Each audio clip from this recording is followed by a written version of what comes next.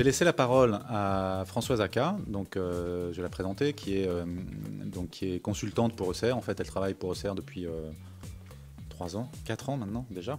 Aïe, aïe, aïe.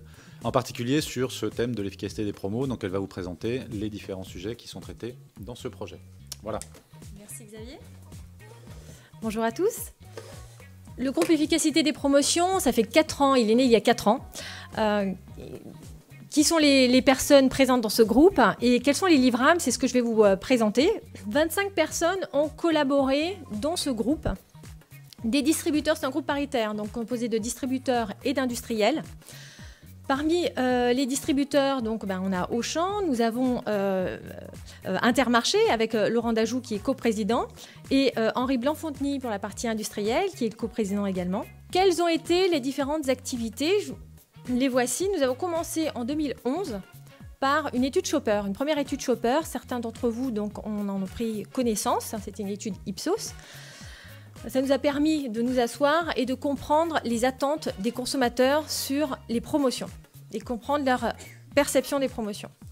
Ensuite, nous avons en 2012 mis en place un kit sur l'efficacité des promotions et toutes les bonnes pratiques à mettre en place dans vos entreprises. Fort de ce constat, nous nous sommes dit, c'est bien, nous avons mis en place un grand travail.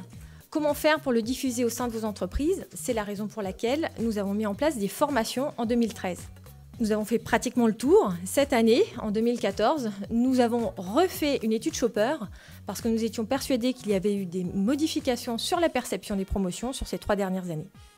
Quels ont été les livrables? Nous avons mis en place donc ce kit. Essayons d'y voir un petit peu plus clair. Dans ce kit, donc, nous avons une vingtaine de fiches de bonnes pratiques. Nous avons commencé, vous voyez ici, les 3 premières fiches qui sont plutôt des fiches de définition qui sont ouvertes à l'ensemble des adhérents et non-adhérents ECR.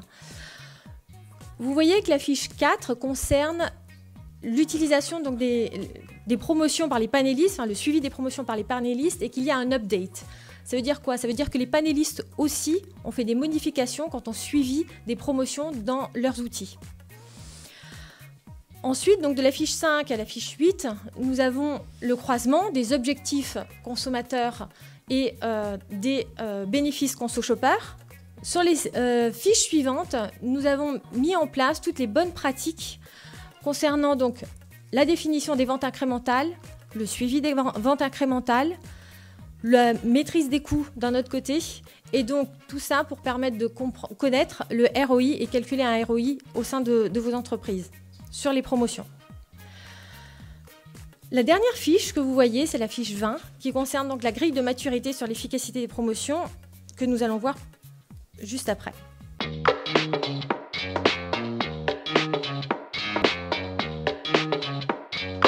Donc nous avons mis en place un circuit de formation. Ces formations, elles ont comme objectif de s'approprier les fiches du kit, bien sûr, mais aussi de partager les best practices et favoriser les échanges. Dans les groupes que nous avons mis en place de formation, il y a toujours un distributeur, ce qui permet de comprendre pour un distributeur les problématiques des industriels et pour les industriels de poser toutes les questions qu'ils peuvent aux distributeurs.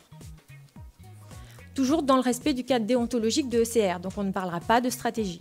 Le taux de recommandation des formations est de 91% et nous avons formé 70 personnes à ce jour. La plupart donc, des grandes entreprises ont déjà acté ce module de formation dans les formations standards de leurs nouveaux arrivants.